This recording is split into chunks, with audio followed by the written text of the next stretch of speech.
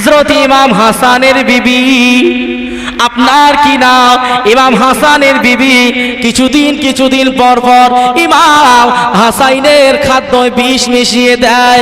এমত অবস্থায় 1 তারিখে হযরতে হাসান রাদিয়াল্লাহু আনহু এতটা অসুস্থ হয়ে পড়লেন।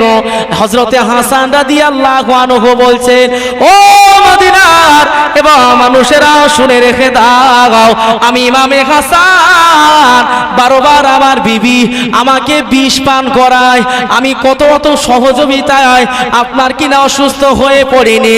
এমত অবস্থায় এত পরিমাণে আমাকে বিষ দিয়েছেন, আর আমি সহ্য করতে পারি না। আল্লাহর নবীর কলিজার টুকরা নাবাসাগার হযরতে ইমামে হাসান রাদিয়াল্লাহু আনহুকে দেখার জন্য আমার নবীর কিছু সাহাবীরা ইমামে হাসানের বাড়িতে চলে গেলে, ও আল্লাহর নবীর নাবাসার ইমাম হাসান আপনি কেমন আছেন? ইমাম হাসান বড় অসুস্থ হয়ে মৃত্যুর সাথে লড়াই করে। এমত অবস্থায় ইমাম হাসানের বোন উম্মে জাইনাবকে খবর দেয়া হলো, বল আমার ছোট ভাই হযরত ইমাম হোসাইনকে আমার কাছে আসতে বলো। হযরত ইমাম হোসাইন বড় ভাই অসুস্থ হয়ে পড়েছেন, বড় ভাই আপনার দুনিয়ার বুক থেকে চলে যাবে। উম্মে জাইনাব কাঁদতে কাঁদতে বলেছিলেন, ও ইমামে হোসাইন আর দেরি করো না, কেননা আমার বড় ভাই হাসান হয়তো আর বাঁচবে না। কে যেন আমার ভাইকে বিষ পান করিয়ে দিয়েছে, আমার বড় ভাই তোমাকে ডাকে। আল্লাহর নবীর কলিজার টুকরা নাতি হযরত ইমামে হোসাইন কাঁদতে কাঁদতে চলে এলেন।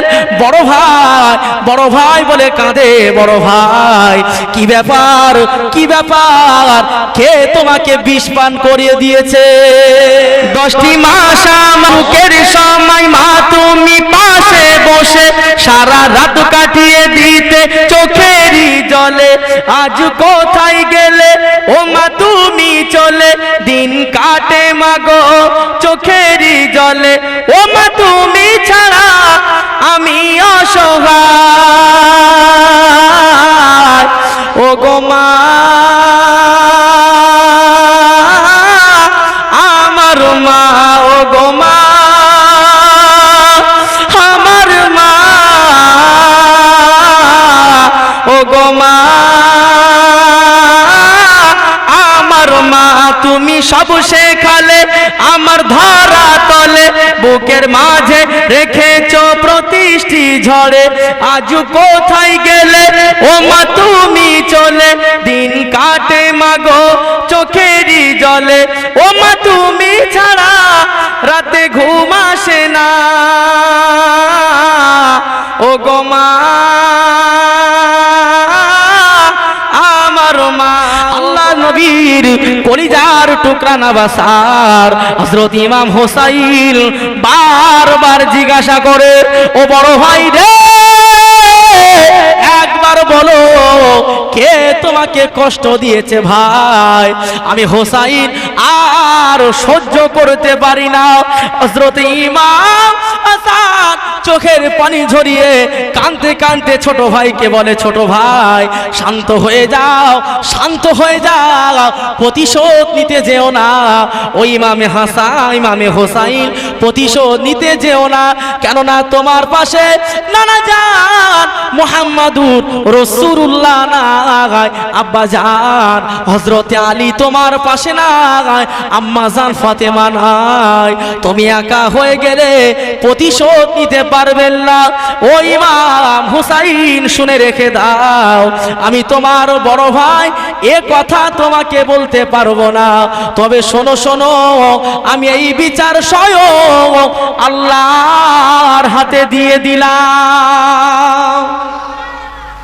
হযরত ইমাম হাসান বলছেন, আমি তোমাকে বলবো না, কেননা তুমি একা পড়ে গেলে, তোমার পেছনে আর কেউ সাহারা দেওয়ার মতো নেই, তোমার মাথার উপরে আর কেউ আপনার কিনা ছায়া দেবে না, আমি তোমার ভাই চলে যাব।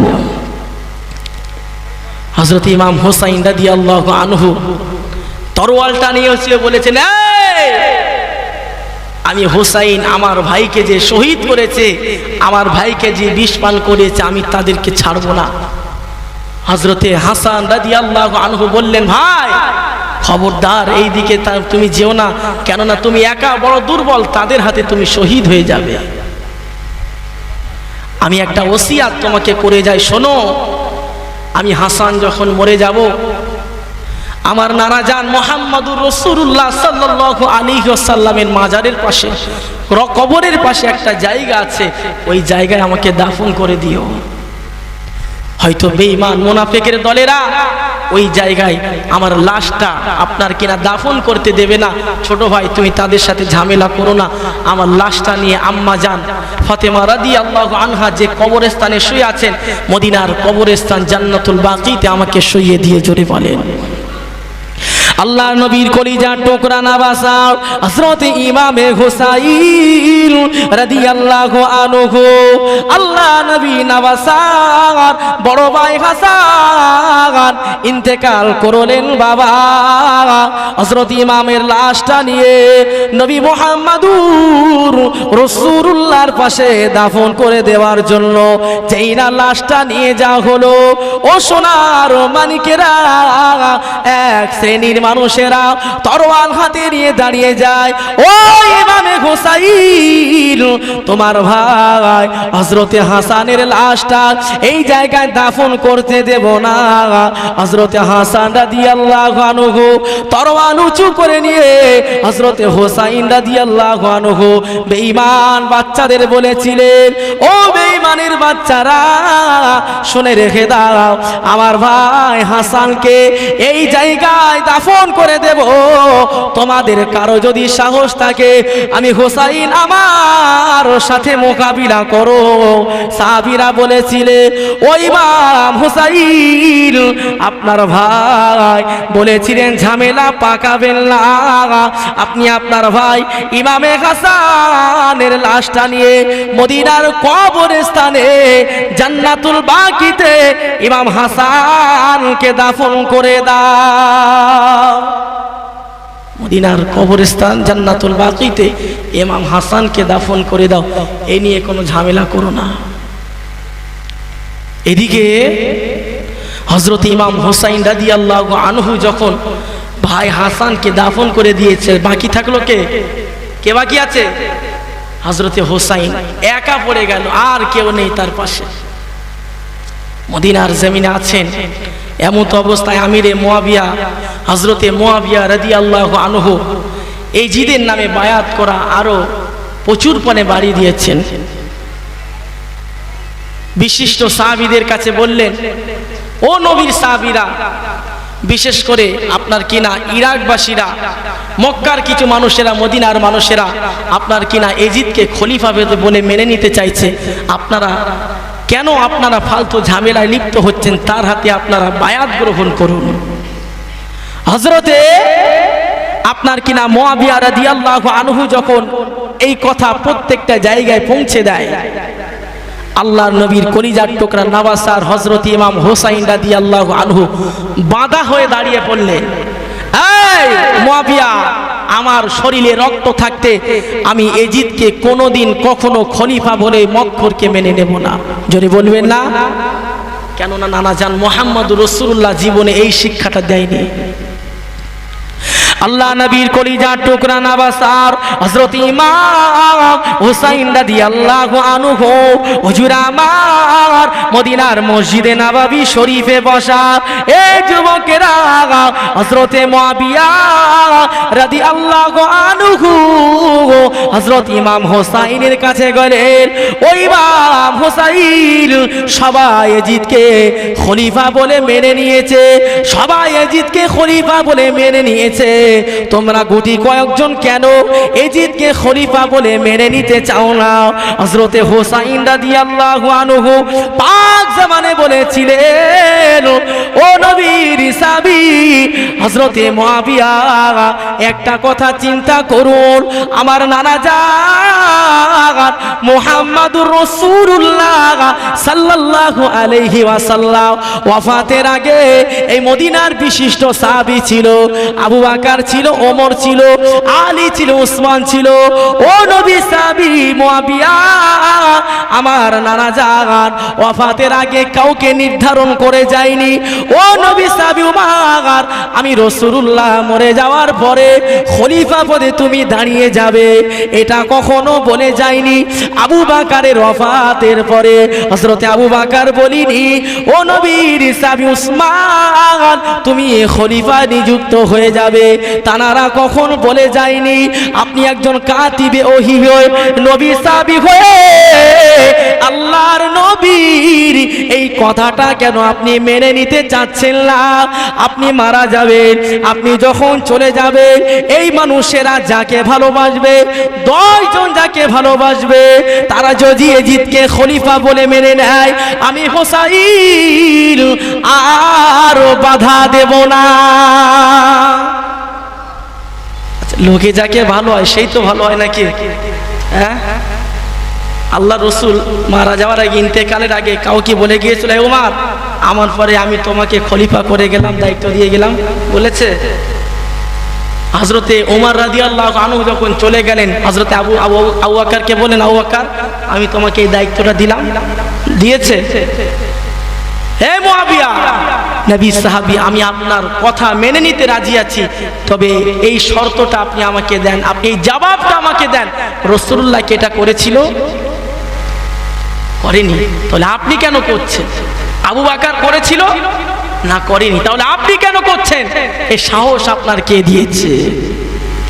আল্লাহ নবীর কলিজার টুকরা নওয়াসার হযরত ইমামে হুসাইন রাদিয়াল্লাহু আনহু এই কথা যখন মুআবিয়াকে বললেন, ও যুবকেরা, হযরত মুআবিয়া আম্মা জান আয়েশা হায়াতে আছে, আম্মা জান আয়েশার ঘরে চলে গেলেন।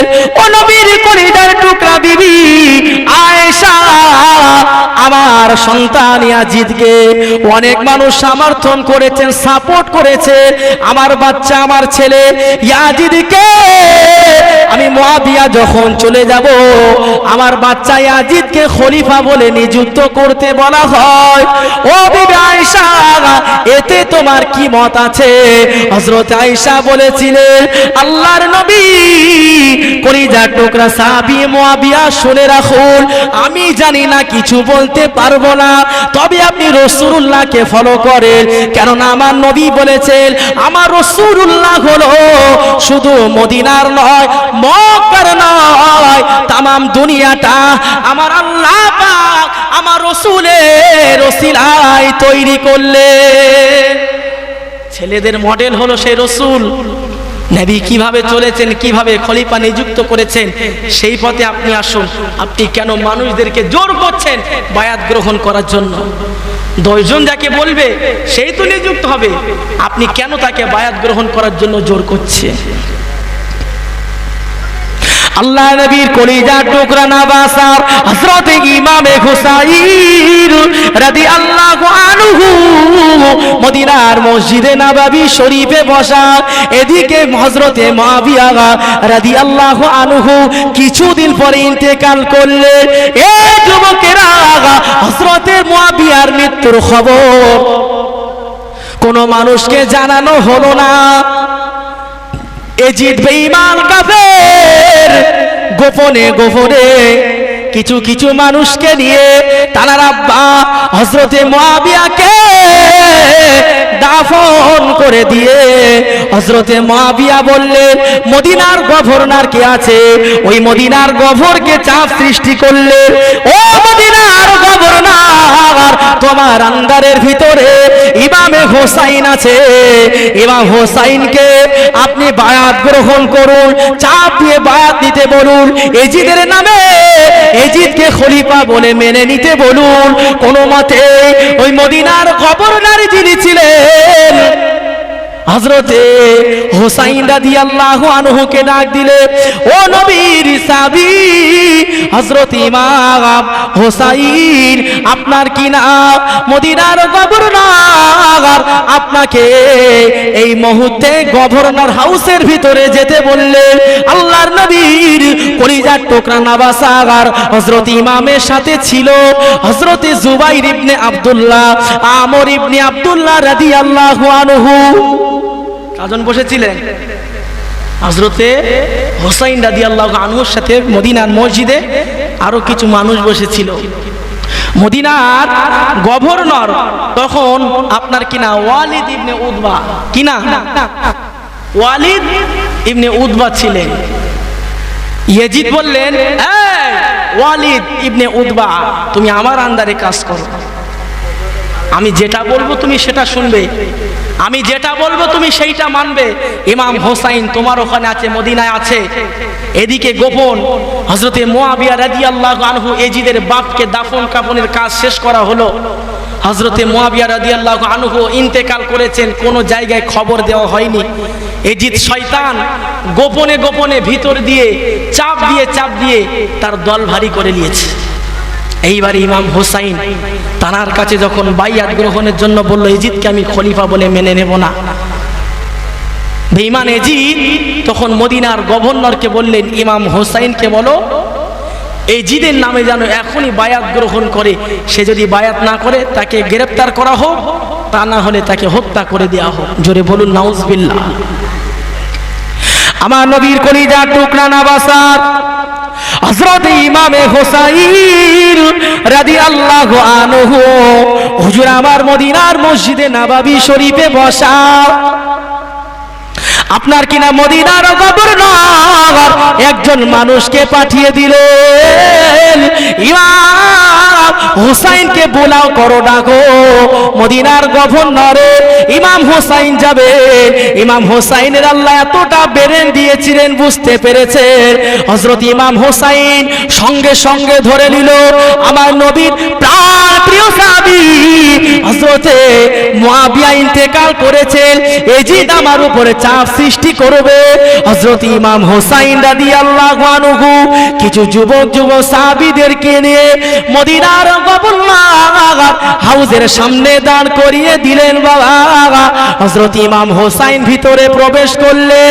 আল্লাহর নবীর কলিজার টুকরা নাবাসার হযরত ইমাম হুসাইন যখন ভিতরে প্রবেশ করলেন, মদিনার গভর্নর হযরত ইমাম হুসাইনকে বললেন, ও নবীর নাবাসার মা ফাতেমার সন্তান হযরত আলীর বেটা, শুনে রাখো, আমি তোমাকে জানিয়ে দিলাম, এখনই যদি এজিদের হাতে বায়াত না করো, আমি গভর্নর হাউসের ভিতরে তোমাকে হত্যা করে দেব। কথা বুঝতে পারছেন কোথা থেকে আপনার কিনা এই ঘটনাটা শুরু হচ্ছে? দেখেন, এই খলিফা নিযুক্ত হওয়ার কারণে হযরত ইমাম হোসাইন চাচ্ছেন যে নানা জানে রেখে যাওয়া ইসলামটা আজীবন যাতে না মুছে যায়। এজিদি মুসলমান শয়তানদের আপনার কিনা অনুসার মানুষ শয়তানি করবে, মানুষ বেঈমান মুনাফিককে অনুসরণ করবে, এটা চাই না। আমি হোসাইন আমার নানা হকের রাস্তায় ছিলেন, এই মুসলমান জাত কিন্তু হটে যায় না। জোরে বলবেন না? মুসলমান জাত অতটা সহজে পেছনে নেমে আসে না। হযরতে হোসাইন দুজন মিলে আপনার গভর্নর হাউসে পৌঁছে গেলেন।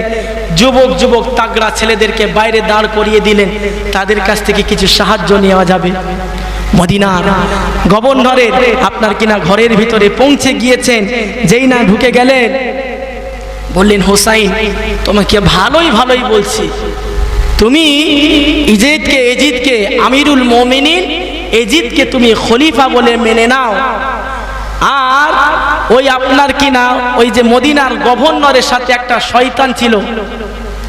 ইমাম হোসাইন তখন বলছেন, এই মদিনার গভর্নর, শুনে রাখো, আমি হোসাইন আমার শরীরে এক ফোঁটা রক্ত যদি থাকে, আমি এজিদকে খলিফা বলে মেনে নেব না।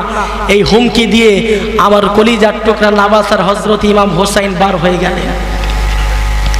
আল্লাহ নবীর কলিজার টুকরা নাবাসা হযরত ইমামে হোসাইন রাদিয়াল্লাহু আনহু হুজুর আমার মদিনার গভর্নর হাউসের ভিতর থেকে বাইরে চলে এলেন। ও মদিনার মানুষেরা, বারবার আমি হোসাইন আমাকে চাপ দেওয়া হয়, আমি হোসাইন আমাকে জোর করা হয়, আমার শরীরে নানাজান মুহাম্মাদুর রাসূলুল্লাহ সাল্লাল্লাহু আলাইহি ওয়াসাল্লামের এক ফোঁটা রক্ত থাকতে আমি হোসাইন জীবনে ওই বেঈমান এজিদকে খলিফা বলে মেনে নেব না।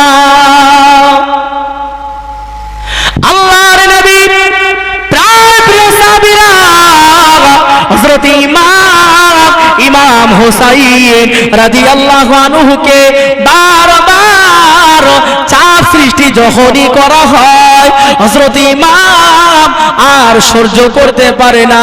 কিছু মানুষ বললেন, ইমাম আপনি এখান থেকে চলে যান, কেননা বেঈমান এজিদ আপনার জোর করে বায়াত করবে, আপনাকে হত্যা করে ফেলবে। হযরত ইমাম হোসাইন যাবেন না, মক্কার জমিনে যাবেন না, কিন্তু তানার মনে আশা এজিদকে খলিফা হতে দেব না, আমি এজিদকে মেনে নিতাম। এজিদের বদলে আমার নবীর কোন বিশিষ্ট সাহাবী ওই আপনার কুফা নগরীতে এলাকায় আপনার কিনা সমস্ত জায়গায় যদি নিযুক্ত হয়ে যেতেন, আমি আগে হোসাইন এজিদ বাদে অন্য কেউ যদি বায়াত গ্রহণ করে তাকে মেনে নিতাম।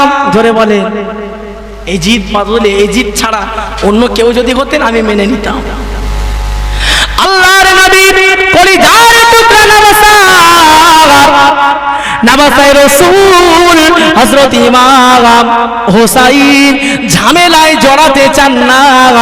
রাতের অন্ধকারে ফ্যামিলিদেরকে নিয়ে নানাজান মুহাম্মাদুর রাসূলুল্লাহ সাল্লাল্লাহু আলাইহি ওয়াসাল্লামের কবর মোবারকখানায় দাঁড়িয়ে বলেছিলেন, নানাজান, ও নানাজান, আমি হোসাইন যাব না, মনে বড় আশা ছিল আমার মা ফাতেমাকে এখানে দাফন করা হয়েছে, আমার নানাজান মুহাম্মাদুর রাসূলুল্লাহকে দাফন করা হয়েছে, মদিনার মাটি থেকে যাওয়ার ইচ্ছা হলো না, আমার ভাই হোসাইনকে আমার ভাই হাসানকে দাফন করা হয়েছে, কোন মতে আমি মদিনার জমিন ছেড়ে যাব না।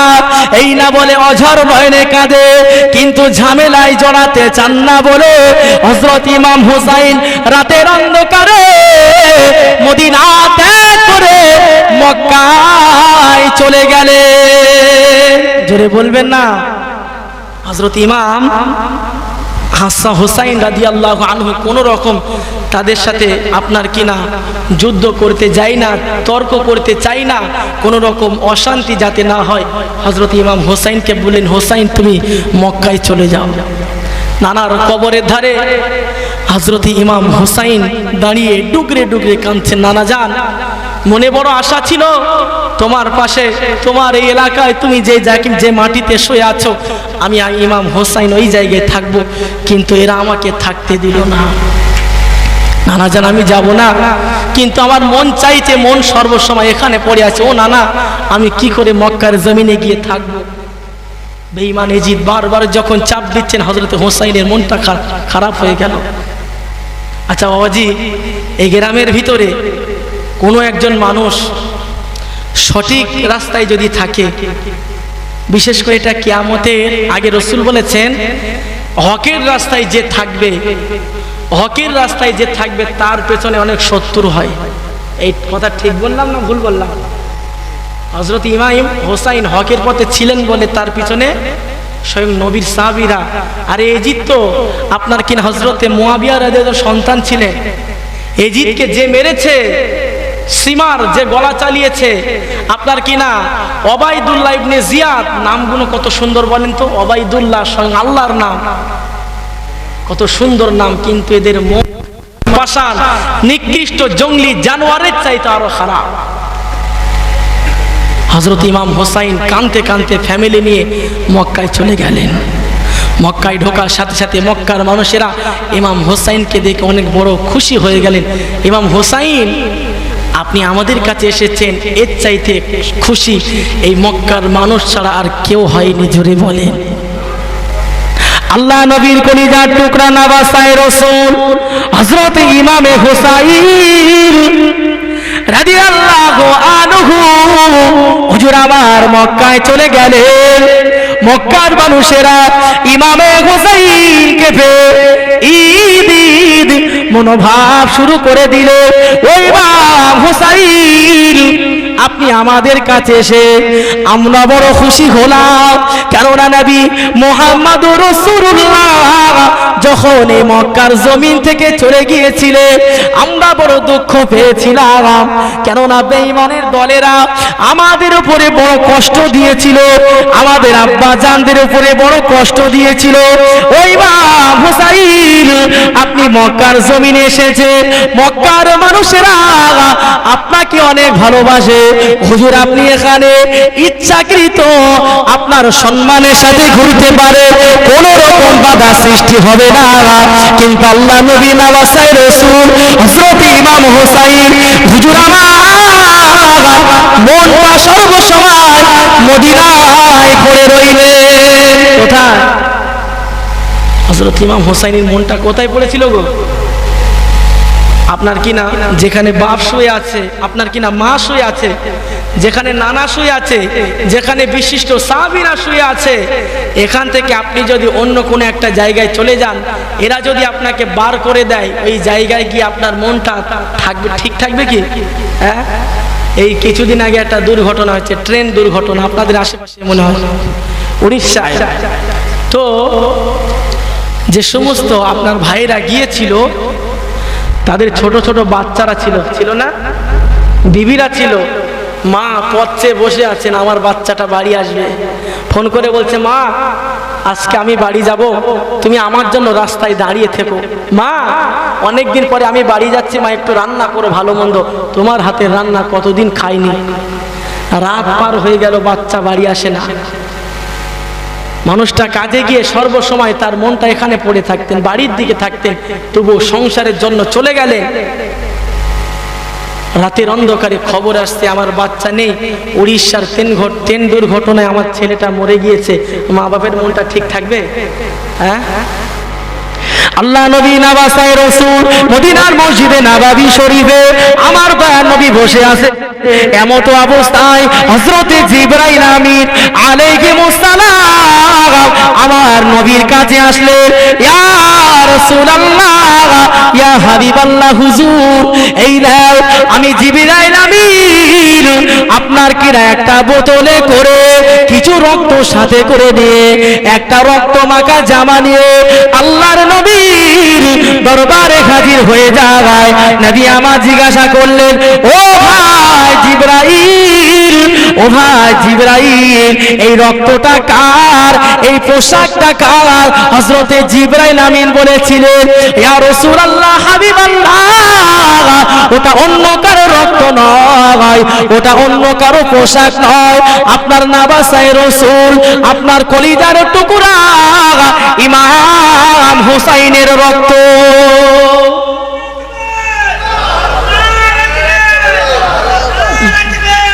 হযরতে নবী মুহাম্মদ মদিনার মসজিদে বসে আছেন, হযরতে জিবরাইল আমিন আল্লাহ রাসূল জানতেন হযরতে হুসাইন শহীদ হবেন, জানতেন না?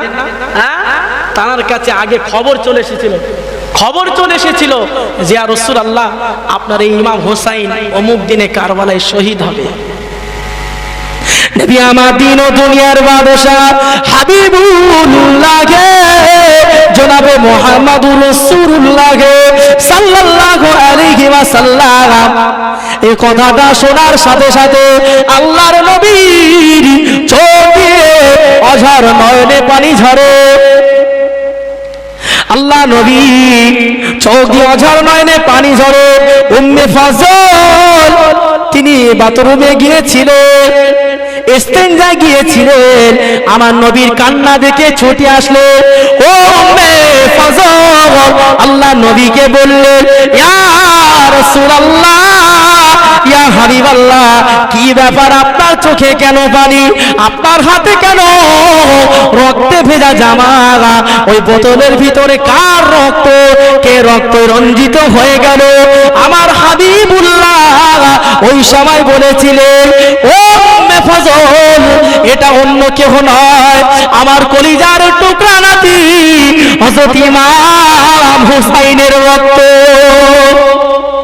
আল্লাহর নবী অঝার নয়নে কাঁদে, কান্না শুনে মা ফাতেমা ছুটে আসলেন, ইমাম হোসাইনকে আমার নবী কোলে করে রাখলেন। হযরত ইমাম হাসাইনকে কোলে রেখেছে। আম্মা জান ফাতেমা বলে, আব্বা জান, ও আমার আব্বা জান, কাঁদেন কেন বাবা? ওই সময় আল্লাহর নবী কলিজার টুকরা বেটিকে বলেছিলেন, ও মা ফাতেমা, ও মা ফাতেমা, জানো না এই মাত্র আল্লাহর ফেরেশতা হযরত জিবরাইল আমি রাসূলুল্লাহ আমার কাছে বললেন, এমন একটা দিন আসবে আমার ইমামে কলিজার টুকরা হুসাইনকে কারবালায় শহীদ করা হবে। আমার হুসাইনের রক্ত, আমার হুসাইনের জামাটা আমি নানাজান মুহাম্মাদুর রাসূলুল্লাহ সাল্লাল্লাহু আলাইহি ওয়াসাল্লামের হাতে দিয়ে গেলে আর সহ্য করতে পারি না, এত কান্না কাঁদে। আম্মা জান ফাতেমা কেঁদে বললেন, আব্বা জান, কাঁদবেন না, কাঁদবেন না। আল্লাহ নবী আমার বলতে লাগলেন, ও মা ফাতেমা, শুনে রাখো, আমার কলিজার টুকরা নওয়াসার রাসূল হযরত ইমাম হোসাইনের রক্ত নিয়ে কাল কিয়ামতের দিনে আমি রাসূল যখন উঠব, আমার নাতি রক্ত নিয়ে আল্লাহর কাছে দেখিয়ে বলবো, আল্লাহ ইসলামের জন্য আমার কলিজার টুকরা নওয়াসার ইমামে হোসাইন শহীদ হয়েছে, আমি মুহাম্মাদুর রাসূলুল্লাহ রক্ত ঝরানোর কারণে আমি উম্মতে মুহাম্মাদীকে না নিয়ে জান্নাতে যাব না।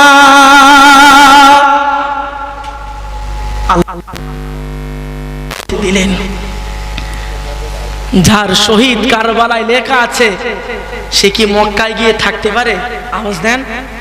যার যেখানে মৃত্যু হবে, সে যদি ইরাকে চলে যায়, চীন দেশে পালিয়ে যায়, মৃত্যুর ভয়ে হলদিয়া থেকে যদি কলকাতায় চলে যায়, আল্লাহ তাকে ডেকে নিয়ে ঠিক এই জায়গায় এসে তার মউত করবেন। জোরে বলেন। হযরত ইমাম হোসাইন যখন মক্কায় চলে গেলেন, অনবরত একের পরে আপনার কিনা, তখন তো মোবাইল ছিল না, মোবাইল ছিল, ইন্টারনেটের সাহায্য ছিল।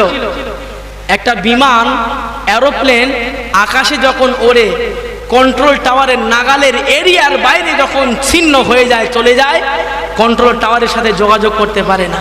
পারে? চাঁদে রকেট যাচ্ছেন মানুষ, ঠিক কম্পিউটারের সাহায্যে বলে দিচ্ছেন। তখনকার জামানায় মোবাইল ছিল না, না ছিল টেলিফোন, না ছিল কোনো যোগাযোগের পত্র, কাগজে চিঠি লিখে আপনার কিনা মানুষের কাছে খবর পৌঁছে দেওয়া হতো।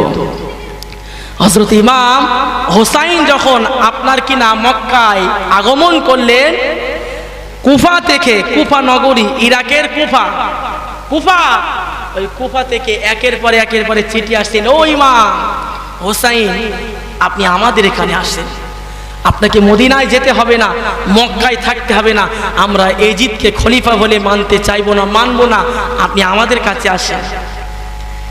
হযরত ইমাম হোসাইন রাদিয়াল্লাহু আনহু চিন্তায় পড়ে গেলেন।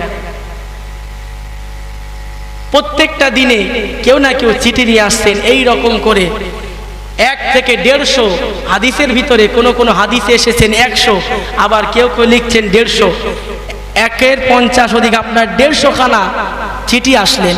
আবার কোন রিওয়ায়েতে এসেছেন, হাদিসের ভিতরে লিখছেন যে স্বয়ং কুফা থেকে কিছু মানুষ ইমাম হোসাইনকে বারবার বলছেন, ইমাম হোসাইন আপনি আসুন। আল্লাহ নবীর কলিজা টুকরা নওয়াসার হযরত ইমামে হোসাইন রাদিয়াল্লাহু আনহু হুজুর আমার কুফায় যাবেন। আল্লাহর নবীর কলিজার টুকরা নওয়াসায়ে রাসূল হযরত ইমামে হোসাইন কুফায় চলে যাবে। প্রত্যেকটা দিনে চিঠি আসে, ও হযরত আলীর বেটা ইমামে হোসাইন, আসুন চলে আসুন আমরা কুফাবাসীরা মুআবিয়ার পুত্র এজিদকে খলিফা মানব না, তাকে আমরা মানতে চাই না। ও একটা মদখোর, ও একটা জেনাকারী, ওকে আমরা মানতে চাই না। ও নবীর কলিজার টুকরা নওয়াসার ইমাম হোসাইন, আসুন আপনি যদি আমাদের কুফার জমিনে আসেন, আপনার হাতে আমরা কুফাবাসীরা বায়াত হওয়ার অপেক্ষায় বসে আছি। ঘটনা তো এখান থেকে শুরু। কারবালার ঘটনা শুনলে বুক ফেটে যায়। হযরতে হোসাইন রাদিয়াল্লাহু আনহু থেকে অনবরত চিঠি আসলেন, একটার পরে চিঠি আসছেন। হযরতে হোসাইন রাদিয়াল্লাহু আনহুকে যখন চিঠি দিচ্ছেন, মক্কার বিশিষ্ট সাহাবীরা হযরতে আব্বাস রাদিয়াল্লাহু তাআলা আনহু, আব্দুল্লাহ ইবনে জুবাইর রাদিয়াল্লাহু আনহু হযরতে ইমাম হোসাইনকে বলছেন, হোসাইন যাবেন না, কুফার মানুষের অনেক বড় নিষ্ঠুর, কুফার মানুষেরা অনেক বড় নিষ্ঠুর। রাসূলুল্লাহ বলেছেন, গিরগিটে দেখেছেন রং বদলায়, রং চেঞ্জ করে না, গিরগিটের সমতুল্য, তাদের কাছে যাবেন না। নবী আমার দিন ও দুনিয়ার বাদশাহ হাবিবুল্লাহ জনাবে রাসূলুল্লাহ আজ থেকে ১৫০০ বছর আগে মদিনার মসজিদে নববী শরীফে বলেছিলেন, ও আমার সাহাবীরা, এমন একটা জামানা আসবে বাবা, ওই জামানাটা অন্য কোন জামানা নয়, ওই জামানাটা নিয়ে বড় কষ্ট হয়। ওই জামানার মানুষেরা সকালবেলায় যদি ইয়া রাসূলুল্লাহ, ইয়া হাবিবাল্লাহ বলে যদি স্লোগান দিতে থাকে, বিকাল বেলায় আমার ওই সমস্ত উম্মতেরা বেঈমানের কাতারে দাঁড়িয়ে যাবে। এই সময় এই সময়টার কথা আল্লাহ রাসূল বিরাট চিন্তা করতেন, বারবার বলতেন, এমন একটা সময় আমার উম্মতেরা বড় দুর্বল, তারা সকালবেলায় যদি ঈমান আনে, তাদের ঈমান এতটা দুর্বল, সকালবেলায় যদি ঈমান আনে, বিকালবেলায় তারা বেঈমান হয়ে যাবে। অর্থাৎ রাসূল বললেন, তারা যদি সামান্য একটা আগুনের টুকরা উদাহরণ দিলেন, আগুনের কয়লা যদি একটা হাতে রেখে দেওয়া যায় সহ্য করে নিতে পারবে, কিন্তু এই জামানার মানুষেরা ইসলামটাকে সঠিকভাবে ধরে রাখতে পারবে না। ঠিক কিনা ভুল? হযরত ইমাম হোসাইন রাদিয়াল্লাহু আনহুকে আপনার কিনা হযরত আব্বাস বললেন, ও হোসাইন আপনি যাবেন না, তারা বেঈমান, সকালবেলায় যদি আপনার হাতে বায়াত গ্রহণ করে, বিকাল বেলায় তারা আপনার বিরুদ্ধে তরোয়াল চালাতে তাদের হাত কাঁপবে না। বারবার নিষিদ্ধ করলেন। কুফার মানুষের কথা জানেন না? আপনার আব্বা জান হযরতে শেরে খোদা আলী মুসলিম জাহানের চতুর্থ খলিফা, যে খলিফার সামনে বেঈমানরা দাঁড়াতে পারতেন না। হযরত ইমামে হোসাইনের একটা তরোয়াল ছিল বাবা, ওই তরোয়ালটা অন্য করো তরোয়াল না, জুলফিকার তরোয়াল, ওই তরোয়ালের সামনে এমন কোন মানুষের ক্ষমতা ছিল দাঁড়িয়ে যাবে? ওই হযরত আলীকে বেঈমান কুফা বাসীরা আপনার কিনা খাজরি বংশের আব্দুর রহমান ইবনে একজন মানুষ, আপনার কিনা এত বদমাশ ছিল, ওই আব্দুর রহমান খারিজি বংশের মানুষটা ইমামে হযরতে আলীকে ওই জামানা সব চাইতে জঘন্য মনে করতেন। আল্লাহর কাছে দোয়া করতে লাগলেন, ওই আব্দুর রহমান সর্বসময় দোয়া করে, আল্লাহ এই জামানার সব চাইতে খারাপ মানুষ হযরতে আলীকে আমি শহীদ না করে মৃত্যু বরণ করব না। জোরে বলেন নাউজুবিল্লাহ। হযরতে আলীকে ওই সময় বেঈমান ওই আব্দুর রহমান খারিজি সে মনে করতেন এই জামানার সবচাইতে নিকৃষ্ট ব্যক্তির হযরতে আলী, আর তাকে যদি হত্যা করতে পারি আল্লাহ পাক আমাকে দোয়া জান্নাতে যাবে। হযরতে আলীকে হত্যা করার জন্য আল্লাহর কাছে দোয়া চাইতে গোপনে হযরতে আলী ফজরের নামাজ পড়তে যাচ্ছেন, কুফার মসজিদের গেটে বসে আছেন। ওই আব্দুর রহমান খারিজি 40টা দিন, কদিন 40টা দিন একটা তরোয়াল তৈরি করেছে 1000 দিরহাম টাকা দিয়ে, এবং 1000 টাকার বিষ কিনলেন। কি কিনলেন? জহর বিষ কিনলেন। বিষ কিনে প্রত্যেকটা দিনে ধার দিতে থাকে। বুঝতে পারছেন? একটা তরোয়াল আমরা যখন গরু জবাই করি কত ধার হয় বলেন? সামান্য ধার দিলে আপনার কি দেন?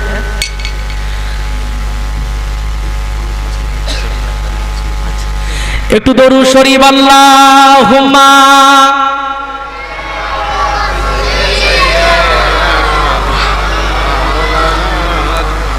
ওয়া আলা আলি সাইয়্যিদিনা।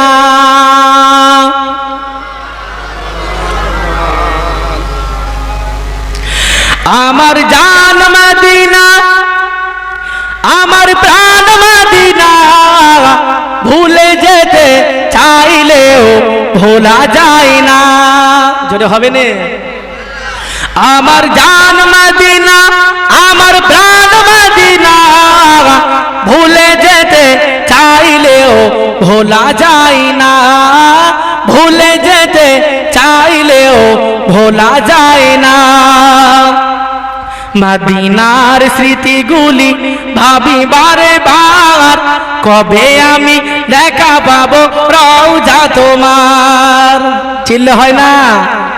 মদিনার স্মৃতিগুলি ভাবি বারে বার, কবে আমি দেখা পাবো রওজা তোমার।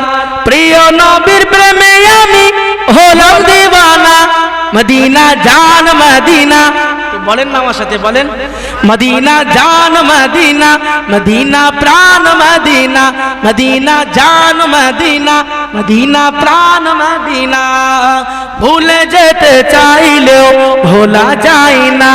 আমার জান মদিনা, আমার প্রাণ মদিনা। বলেন না আমার জান মদিনা। বদর আছে, খন্দক আছে, ওহুদের পাহাড়, নবীর লাগে আমাদের ওই ব্যথার পাহাড়। জোরে হয় না? রসুলের জন্য মনটা কাঁদে না? এই রসুলের জন্য মনটা কাঁদে। আশেকে রসুলদের মনটা কারবালার ঘটনা শোনার পরে কখনো আপনার কান্না ধরে রাখতে পারবে না। জোরে বলে মদিনা জান মদিনা, মদিনা প্রাণ মদিনা। ভুলে যেতে চাইলেও ভোলা যায় না। আমার জান মদিনা, আমার প্রাণ মদিনা। ভুলে যেতে চাইলেও ভোলা যায় না। আল্লাহুম্মা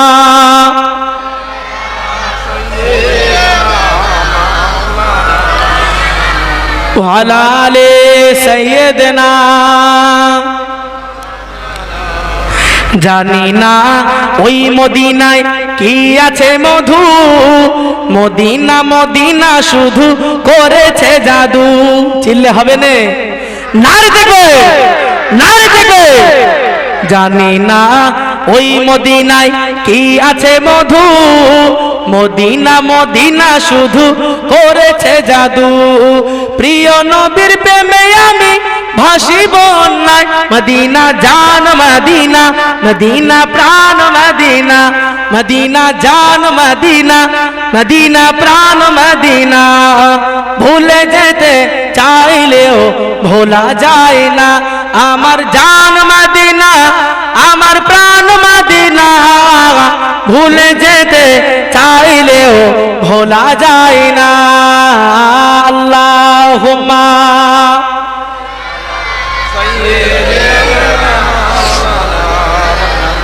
ওয়া আলা আলি সাইয়্যিদিনা। আচ্ছা আমি কোথায় বন্ধ করেছিলাম মনে আছে? বলুন তো একজনা।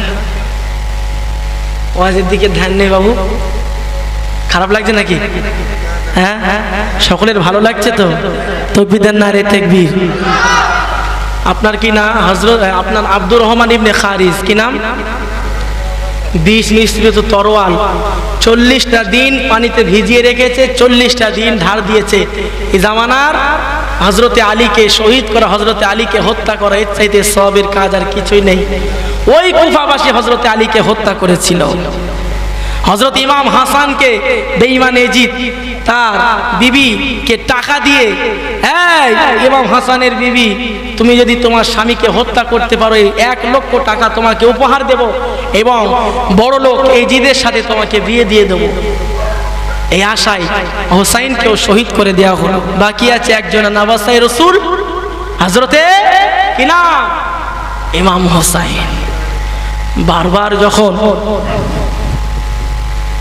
বারবার চিঠি আসছেন,